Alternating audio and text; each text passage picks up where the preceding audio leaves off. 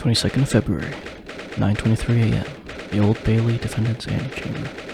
Hey guys, Lex here, back for some more of the Great Ace Attorney. Looks like Natsume just got accused of attempted murder again, so we gotta defend him again.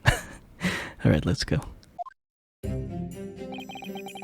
The Old Bailey. This place always makes me feel strange. I seem to get chills down my spine and break out into nervous sweat all at the same time. Well, I didn't think I'd be back here so soon. That's my line! Good morning! Good morning, Mr. Natsume. It was only 2 days ago that I was declared not guilty here.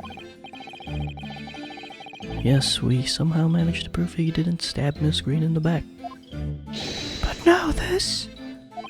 Another morning, another murder. Here I am again in this hellhole. Can't keep coming to court. I'm beginning to think he's right. It really does seem as though he's cursed. Mr. Naruhodo, I'm afraid I have some bad news. Oh. Mr. Natsume, good morning. Yes, good morning. So, here we are again. Yes, again.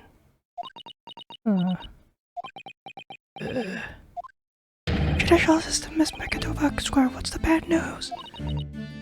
Oh dear, you heard, didn't you? If you come here shouting at the top of your voice, people can't help hearing what you say. Oh, I'm sorry. Done nothing wrong, Mrs. Sato. Now, what is it? Well, it seems that the prosecution in today's trial will be led by Lord Barak Van Zieks. Van Zieks? Ah! Oh no! Oh no, no! The so-called Reaper of the Bailey, the most legendary prosecutor in the land. In the trial 2 days ago, he pursued Soseki-san and I relentlessly. Of course, by the skin of our teeth. We managed to pull through, but still. Perhaps Mr. Natsume's acquittal in my last trial wasn't the end of the matter after all. Yes, I know what you're thinking. Legend of the Reaper that says, nothing could save a person in the dock when Lord Van Zieks is the prosecutor. Oh no. That even if a person is found not guilty, the accused will meet a mysterious end in one way or another. And we've experienced it firsthand.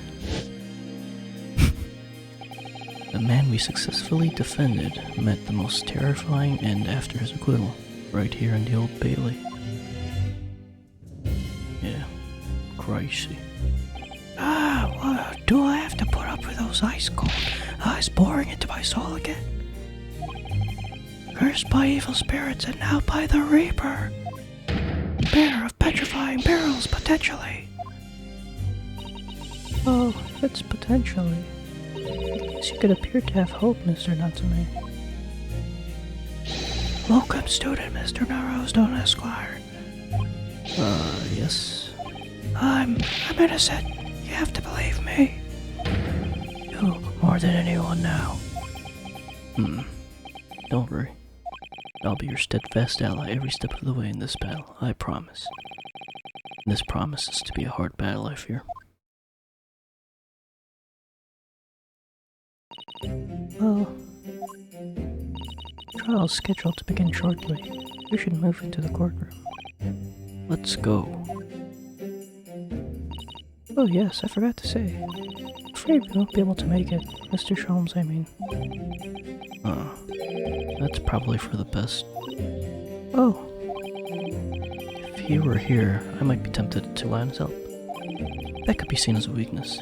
If Lord Van Zieks were to notice, he'd prey on him mercilessly. At least that's my gut feeling. Mr. Naruhodo. You're right. Yes, you're so right. Oh, well said, locum student, Mr. Naruhodo, Esquire. Well said. Swear on the sword at my side, and on the spirit of Kazuma that it harbors. I'll show him what a Japanese lawyer can do. I'll set you free, with honor. Oh, yes. So was this supposed to be in the first game, and did they cut it? 22nd of February, 9:40 a.m., the Old Bailey Courtroom. In Her Majesty's name, the Queen, I hereby declare this court to be in session. I will now call upon the counsels for the prosecution and defense to declare their willingness to proceed. The prosecution is ready. The defense is ready, my lord. Readiness for the trial, my learned Neptune's friend, is not what the defense needs. What you need is readiness for your inevitable defeat. It's not just my imagination. It's really there. Lord Van Zieks has such an animosity towards us Japanese for some reason. It was some time ago now that he first became known as the Reaper of the Bailey, I believe. The past few years he hasn't appeared in court at all. Yet now he's back in the courtroom, though for some reason, only when I'm defending. This Reaper, with his curious disdain for us Japanese, is a prosecutor shrouded in mystery.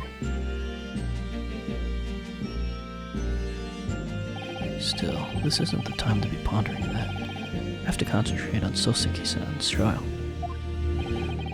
Furthermore, I will now call upon the 6 ladies and gentlemen of the jury. You have been chosen at random to represent the will of the people in this trial. Are you ready to fulfill your duty? If we get any more repeats, oh my god! I forgot how to voice it. He's number 1 again! Absolutely. I had a feeling this Larkin wasn't innocent before. I must say, I feel especially ruthless on days when my back refuses to sit right. Oh, well I rather like... Oh, that's not the nerd. Oh, well, I rather like how you're wearing your hat. I think the ruthless look is very fetching, actually. Who's this? Finally, new jury members? I need to be somewhere at 10 o'clock. I have a very important meeting. Let's make this quick. I couldn't agree more. I need to take home 5 bob tonight, or the missus will go through the roof. Oh my, may the Lord show us light here and lead his flock to the righteous verdict. So 5 repeats? Is this everyone that lives in Britain? The British jury system is so very different to our own, isn't it? Quite extraordinary to think that the power of judgment is in the hands of 6 members of the public. The judge can only pass sentence when all jurors are in agreement about the defendant's guilt. 6 citizens of London, chosen at random, or at least that's the idea. And alright. The prosecution would draw attention to the fact that the accused was on trial here but 2 days ago. Shouldn't you not be doing that? Accordingly, where possible, the same jurors have been asked to return for duty today. Oh, okay. That makes sense. Very well, let us commence the trial. Lord Van Zieks, your opening statement, please. Ladies and gentlemen of the jury, it is not the intent of the prosecution to cast doubt over your past decision. However, the innocent verdict afforded to this eccentric Nipponese before has had dire consequences. Did the accused repent for his wrongdoing in that affair? Far from it. Instead, he used his freedom to perpetrate a most blood-curdling crime, namely that of the attempted murder of his neighboring villager, an innocent Englishman. Huh? To explain the circumstances of the crime, the prosecution calls its first witness to the stand. Are they even allowed to mention a previous trial, since he was proven as... I don't know how Britain works. The detective responsible for investigating the scene, and the accused himself.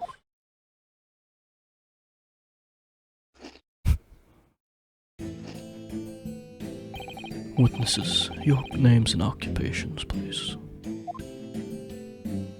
Yes, sir. Tobias Gregson, Detective Inspector at Scotland Yard's Homicide Division. Sosuke Natsume from the Empire of Japan. My government ordered me to come here as a student to study your language and culture. Mr. Natsume. Yes, my lord, sir. I'm quite sure I'm not mistaken, that you swore an oath never to set foot in my courtroom again. I remember as if it were yesterday. The day before, in fact, my lord, but close enough. Believe me, this is the last place I want to be. Spectre, let's hear from you first. Explain the case for the court. Right you are, sir. The incident occurred at the Garadeb household where the defendant has lodgings. In the ground floor of the victim, Mr. William Shamspeare. The defendant had already admitted to visiting the victim on the night in question. Mr. Shamspeare collapsed in his room as a result of poisoning by strychnine. He was found in the following morning when the landlord, suspecting something was wrong, broke down the door. This means, I presume, that the door to the victim's room was locked at the time of the incident. Correct, my lord. It was locked from the inside, making entry to the exit from the room impossible. Although the victim, Mr. Shamspeare, lives to tell the tale, he very nearly didn't. The man who was halfway to heaven when I first found him. I was the first officer at the scene, my lord. And I have the photographic print here that I took at the time to show how it looked.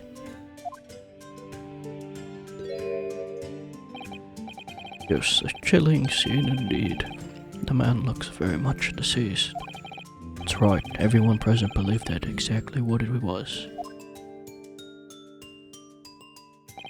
Very well, I shall accept this photographic print as evidence for the court. Now then, Mr. Natsume. Yes. As the defendant, do you have anything to say at this juncture? They're haunted. Haunted by evil spirits. Good gracious, what's haunted? My lodgings. There's been a whole series of strange happenings in my lodgings. The tenant before me died in mysterious circumstances. I wasn't to stand by no one in the street outside. My neighbor was poisoned.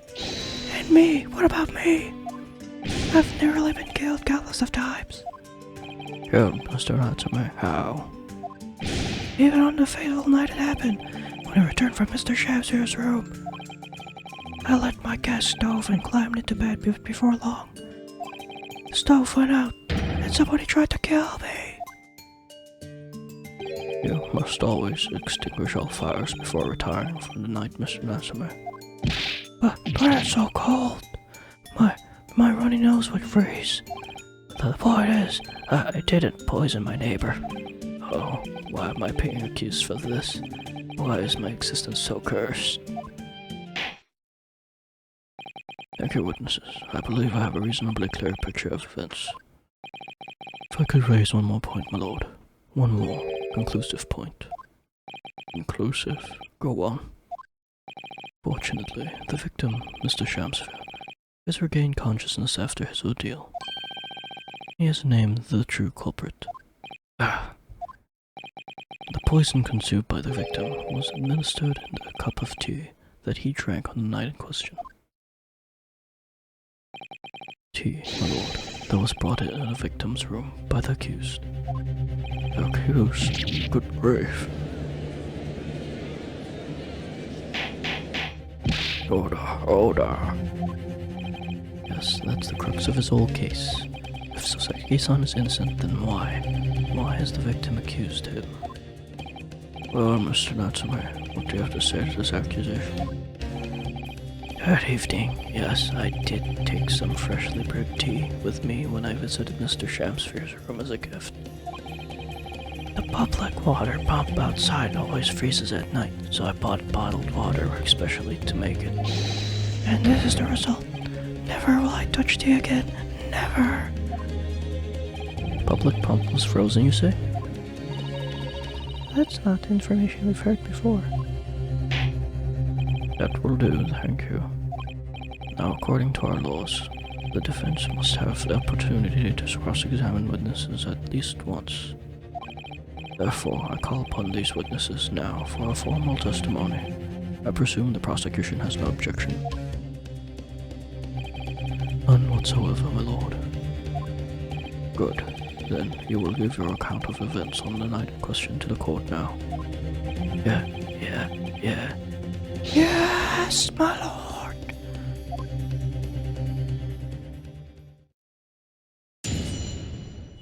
Witness testimony, the catastrophic night. It was around 9 o'clock that evening when I visited my neighbor, and I took some tea with me as a gift. We had a heated literary debate over a nice hot drink, after which I went back to my room at around 11. My tea was completely harmless. He couldn't have locked the door behind me otherwise, could he? Strychnine takes some time to have an effect on the body. People don't keel over immediately after taking it. The victim would have been perfectly able to lock the door after his guest left. The argument still stands.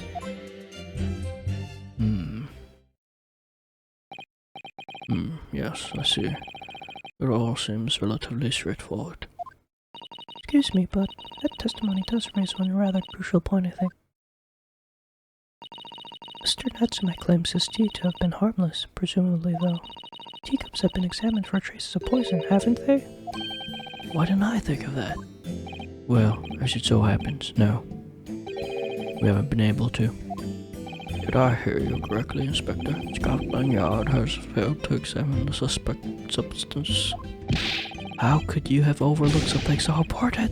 Isn't this the first thing you should have done? My learned Nipponese friend is falsely incensed. Inspectors at Scotland Yard was unable to examine the tea. Not that it was overlooked. Unable? Why? Simple enough. There was none left, not a drop. Someone must have been very thirsty indeed. With current scientific techniques, it's not possible to test for poison under such circumstances. We only need a drop, but that one drop does actually have to exist, funnily enough. Lack of examination notwithstanding, it appears nothing other than the tea passed the victim's lips on the night in question. See, thank you. The matter is clear. Cast your eyes over the jury, my learned friend. What? You could see it in their faces, I'm sure. A recognition of the accused's guilt. The client's fate is all but sealed. In mere moments from now, you will lose, and your compatriot will be damned for all eternity. That's right, I can feel all 6 jurors looking daggers at me. But I can't let them beat me down. I won't. Well, obviously it's gonna be innocent, since it goes back to Japan. Counsel for the defense, proceed with your cross-examination. Yes, my lord.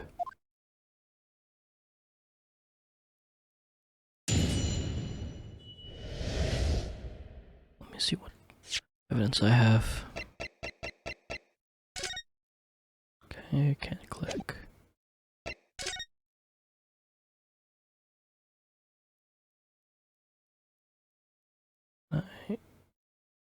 Wait, right here, can I?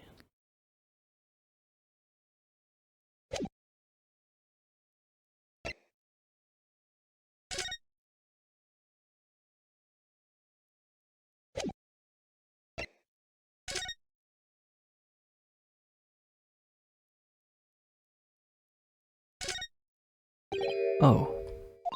What is it, Mr. Haruto? This bar of soap. When we first found it, I could have sworn there was some sort of round disc in this depression, just here, a reddish one. Yes, you're right. I remember it too.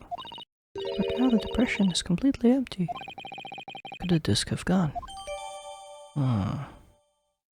Good thing I looked at the evidence.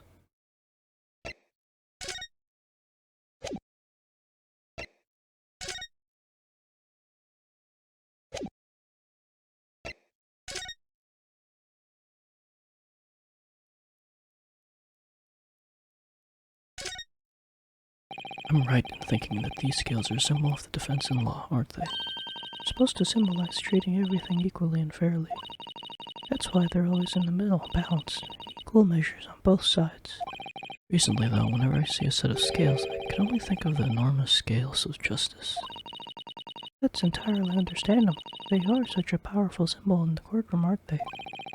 The big thing about the scales of justice is they're always leaning on one way or the other. They're only ever in balance right at the start. Must be something peculiar to the British. I'm afraid I can't shed any light into it, Mr. Naruto.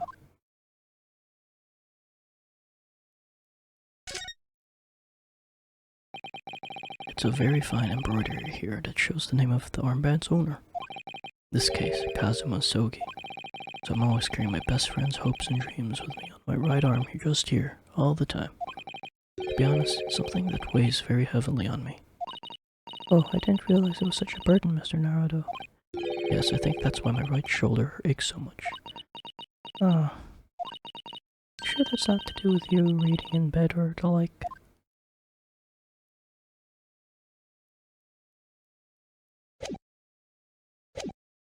The Catastrophic Night.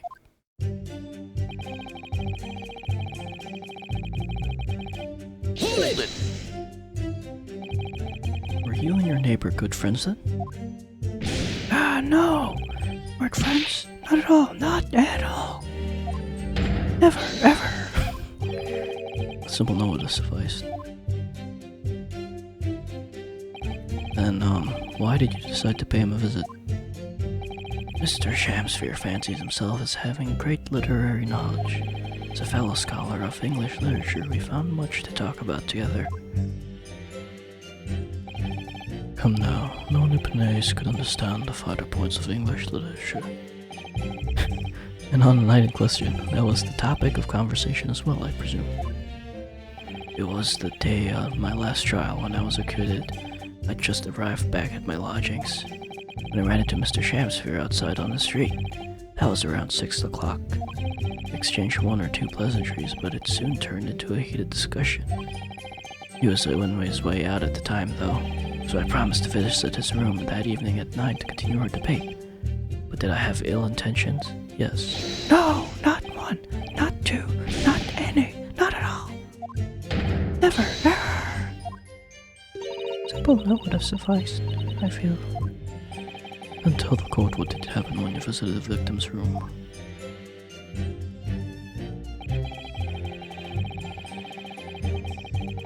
Hold it! Literary debate about Shakespeare's works, I think you said, didn't you? Shakespeare, a very worthy topic of conversation, I must say. Oh yes, my lord. Romeo and Juliet, who was stronger? It was a profoundly pleasurable parley. Romeo and Juliet. Who was stronger? I know I'm going to regret asking this, but how did the debate go? Well, we both agreed that we would reach a conclusion more quickly with a reenactment. So we battled it out in Greco-Roman style, naturally. What? Mr. Shamspeare had all sorts of costumes in his room for just such a contest. So when you say reenactment, you mean you were actually in costume? He was Romeo and I was Juliet. And after a vigorous wild tussle, I, as Juliet, came out on top. A victory I'll cherish forever. I dare not imagine the terrible scene of carnage. The fact remains that it was you who prepared the tea and took it to the victim, correct?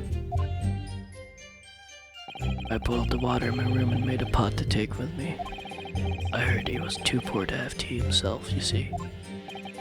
It's true, there were no signs of any tea leaves in the man's room. I wanted to do something nice, to be friendly. So why is everyone looking at me with such a suspicion? My tea was harmless, of course it was. Do you have any basis for that statement, witness?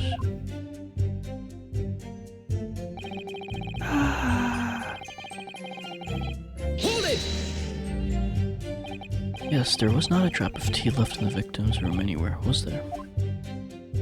That's correct. Anyone would think that the fellow had never had a pat of tea before. He must have licked it dry. It is a pity because one drop is all we would have needed to analyze it for poison. You say you returned home to your room at 11 o'clock, Mr. Natsume? Yes, definitely. By heaven and earth, I swear it. Landlord was able to verify that as it happens. Confirmed that the defendant went back to his room at 11 that night. And how is the landlord able to attest this? He said it was the lamps, I believe. The lamps, Inspector? Tenants return to their rooms and start using gas. The lamps in other parts of the house flicker. Yes, Mr. Carradine seems to pay a lot of attention to the comings and goings of his tenants. There's only one key to Mr. Shamspeare's room. I know that for certain. So he must have locked the door himself from inside his room. The victim has confirmed that to be the case, yes. So I'm right. My tea was harmless. Completely harmless. If you take poison, you die. Everyone knows that. It's not that simple, I'm afraid. What do you mean? Strychnine. Hold it! How long does it take for symptoms to appear then? According to the coroner I was speaking to at the yard, about 30 minutes after the poison is consumed. Then the victim suffers violent convulsions, cramping, and stiffness, and eventually dies from asphyxiation. So there's a 30-minute interval between when the poison is ingested and the onset of symptoms. There seems to be a lot of different types of poison in the world, that's for sure. Oh dear, death by poisoning again. It's always so awful. 30 minutes is a long time. Certainly long enough for the victim to have locked the door behind the accused after he left. Can't deny that. It further degrades Soseki-san's alibi. I have the medical report from the doctor who examined the victim here, my lord. It spells out how, really, the accused is the only person who could have done it. Very well, the court will add this report to the court record as evidence. Yay, evidence. Let's take a look. Yes, I see it here. Delayed onset of symptoms. Great. Let's take a look. Victim, William Shamspeare, 31, cause of coma, ingestion of small quantity of strychnine. Toxic effects present 30 minutes after ingestion. High likelihood of the substance having been mixed with the tea the victim was drinking, but no sample could be obtained for testing. Investigative conclusions. The poisoning incident occurred at around 1:30 a.m. on 21st of February. This is from the victim's pocket watch that appears to have been broken when the man collapsed after the delayed onset of symptoms. No container for the poison was found at the scene. So 1:30 a.m. Great. I've been perfectly able to.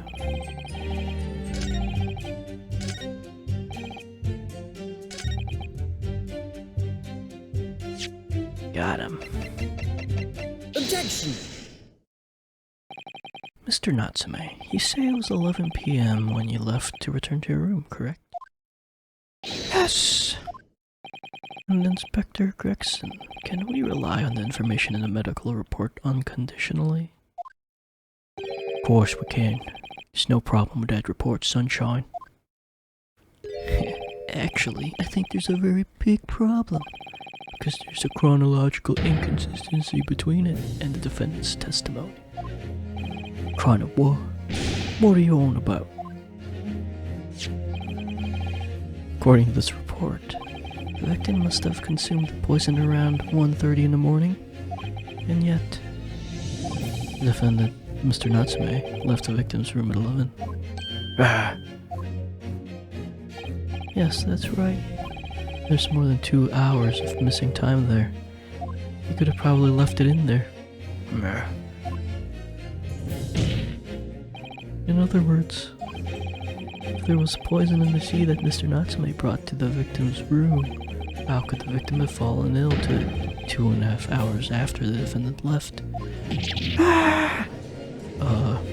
Could have let it sit for 2 hours, considering there was a stain on the cloth. The defense's argument is entirely reasonable. How do you respond, Lord Van Zieks? See?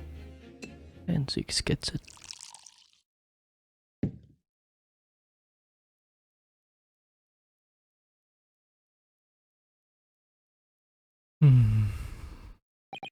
Pray forgive the discourtesy if my mind has wandered. I was considering what cuisine would be best to complement the contents of my hallowed chalice this luncheon. Huh? How could it have happened, you ask? I too hate to shatter illusions, but my Nebanese friend appears to be chasing a phantom idea. A phantom? Is it so hard to imagine that the victim drank his tea after the accused had left? Yeah. For example, at the time stated in the medical report. Yes, at around 1:30. Objection! Mr. Natsume brought the tea with him to drink together with his neighbor. And in Japan, there is a well-known saying, drink tea while it's hot. Objection! And in my country, there is an even more apt saying. There is nothing more refreshing than a cold tea. But the point is, if there was such a long gap, there may be other ways of explaining how the victim came to be poisoned. Other possibilities. What sort of possibilities, Counsel? Oh. Well, for example, the man could have had another visitor. Another visitor? That's a very bold assertion, my learned friend. From someone who has nothing to substantiate it. Or the victim could have taken the poison out of his own volition.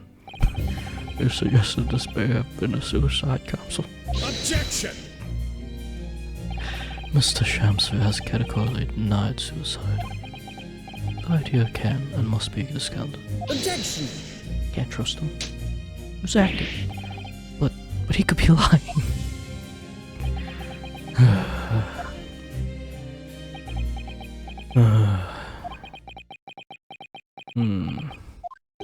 Something wrong, Lord Van Zieks. I was listening to the sound of the carriage pulling up outside the courtroom. Pray forgive the discourtesy. Carriage? What carriage? It would seem that the key player in this case has just arrived. Hold it.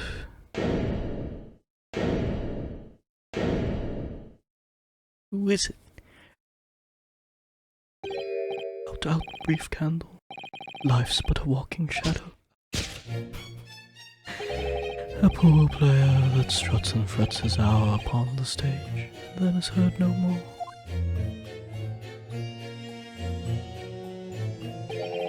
It is a tale told by an idiot, full of sound and fury, signifying nothing.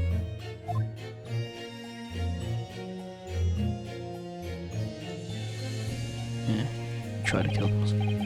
Who, sir, are you? William Shamspeare, my lord. Alas, 'twas I, undone by this bitter whence I am the victim. What?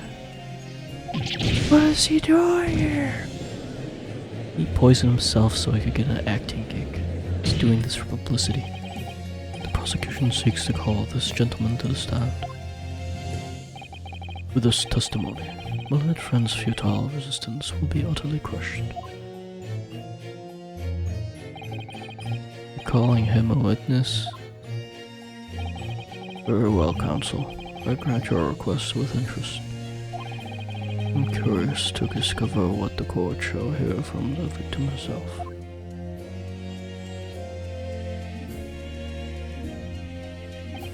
Happy I am, Shamspeare, to regale thee with my tales of woe, my lord. But I still have my own tale to tell. My own tale of worse woe. I can regale the court with the tale of my perfect innocence in perfect English. That will do, Mr. Natsume. Let the court now hear from the victim.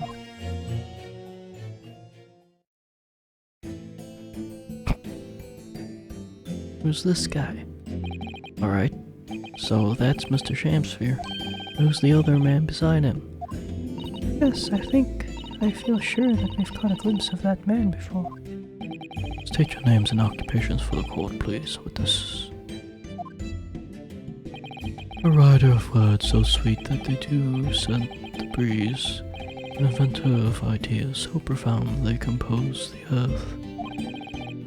The unrivaled poet, the unmatched scribe, William Shamspeare. Were the great bard to be recalled to life anew, lo, what a magnificent man! But fellows, I am he who ponders such a miracle, William Shamspeare. I'm Mr. Meterman. Hadron, B Meterman. Like adding on, but I don't know what the B meter. I don't get the pun. Hadron, B Meterman. I work for the Altamount Gas Company, East End Branch Office. Ah, I remember now. It was yesterday on Briar Road. Oh yes, she's right, it's him. Oh, what's this?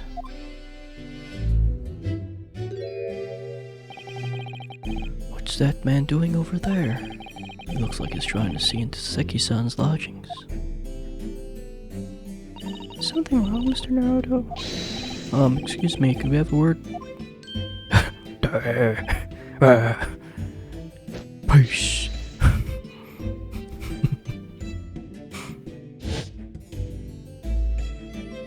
Yes, we spotted him outside Mr. Garridub's house that morning. And he's a gas company employee? What does he have to do with this case? So, Mr. William Shamspeare, you are the victim in this miserable affair, correct? Oh heaven, oh hell, do you command me to remember? The sweet poison that did cross me and cross mine innocent lips. I subpoenaed them for the trial, with this doctor's permission, naturally.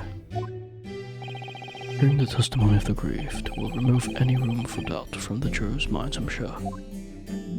Behold, you have only to rearrange the letters on my name to see that me is a seraph, an angel indeed. Me, sir. Oh, it does say that. Thus I be a noble of mind, sweet of nature, and verily honest of heart, as all heavenly angels be. Because there isn't less contrived meaning in your name. No, not at all. That's pretty funny. The jurors seem to have been moved by this man, I'm afraid. They're actually taking the seraph anagram idea seriously? Thank you, witnesses, for your illuminating introductions. But my lord, what's the man next to Mr. Shamspeare doing here? The gas man, I mean. What? Me? Well, no. Allow me to enlighten my learned friend. You recall, I presume, your early impertinence when you suggested that the victim had another visitor to his room on the night in question. Moreover, the victim is a compulsive liar. What? No, I didn't quite say that. This young chin-stroker is here to controvert your wild claims conclusively. Is that not so, Mr. Meterman? Hang on, no. I'm just here. I hereby call for your formal testimonies. You will tell the court as lucidly as possible what happened on the night in question. Alright guys, I think I'm gonna stop here, and next time we'll do the witness testimony. Thanks for watching. See ya.